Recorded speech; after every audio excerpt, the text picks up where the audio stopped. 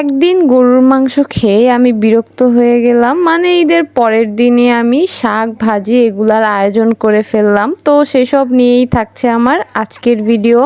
তো সকালে উঠেই এখানে আমি গরুর মাংস নিয়ে নিয়েছি। মাংস বললে ভুল হবে, মানে মাংসের থেকে যে কি বলবো যে পিসগুলো থাকে ওইগুলো আমার বেশি পছন্দ। মানে হাড়ের মধ্যে যেটার মধ্যে মাংস থাকবে না সেগুলো আমি বেছে বেছে নেই।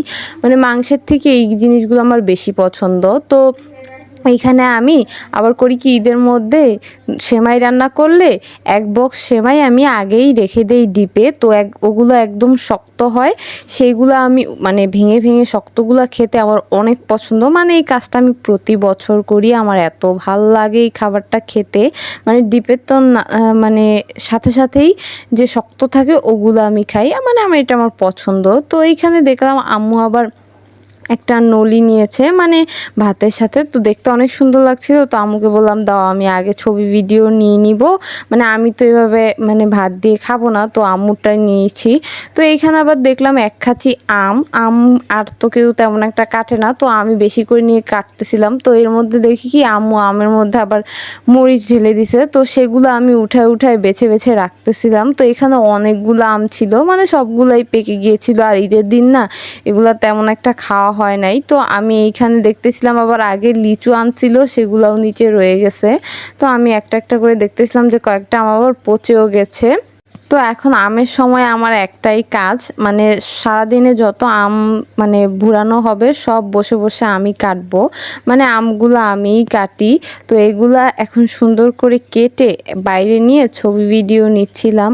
আর আমগুলা এত সুন্দর দেখতে আর এত মিষ্টি, কি বলবো, আমগুলা অনেক মিষ্টি। তো আমের ভিডিও নেওয়া শেষে সাইডে দেখলাম ফুলগুলা, তো সুন্দর লাগছিল বলে ভিডিও আর ছবি ফুলের সাথে একসাথে নিচ্ছিলাম। আর এত সুন্দর আসছিল ছবিগুলো আর ভিডিওগুলো, কি বলবো, রৌদ্রের ছবিগুলো অনেক সুন্দর হয়। আর এখানে আমটার কালারটাও অনেক সুন্দর, যার কারণে ছবিগুলো অনেক সুন্দর হচ্ছিল।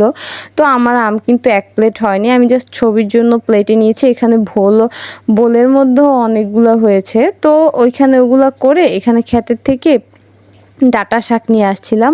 আমি একদিনেই বিরক্ত, আমার আবার এত গরুর মাংস ভাল লাগে না, খাই একটা লিমিট আছে। তো এখানে ঢেঁড়স আর ডাঁটা এগুলাই ভাজি করব আর শাক রান্না করব। তো সেগুলাই আমি বের করে করে রাখতেছিলাম, এগুলা ক্ষেতের থেকে উঠায় আনা হয়েছে। তো এগুলাই রান্না হবে আজকে। তো আমি এইদিকে আবার শাক রান্না করে নিতেছিলাম। ঈদের পরের দিনের ভিডিওই কিন্তু এগুলা, আমার ভয়েস দিয়ে ভিডিও করতে লেট হয়ে গিয়েছে এগুলা আপলোড করতে। তো মাত্র আমি এটা ভয়েস দিয়ে ভিডিও রেডি করতেছি। আর এইখানে কিন্তু অনেকগুলা মাংস ছিল, আর এই মাংসগুলা থাকা সত্ত্বেও আমি এগুলা রান্না করতেছি। তো আমি দুপুরে শাক ভাজি ভাত নিয়ে বসে পড়ছি। আর এগুলা কিন্তু সকালের ভাত রয়ে গিয়েছিল, সেগুলাই নিচ্ছি। আর এখানে মাংসও নিয়েছি। তো আমার আজকের ভিডিওটা এই পর্যন্তই। আল্লাহ হাফেজ।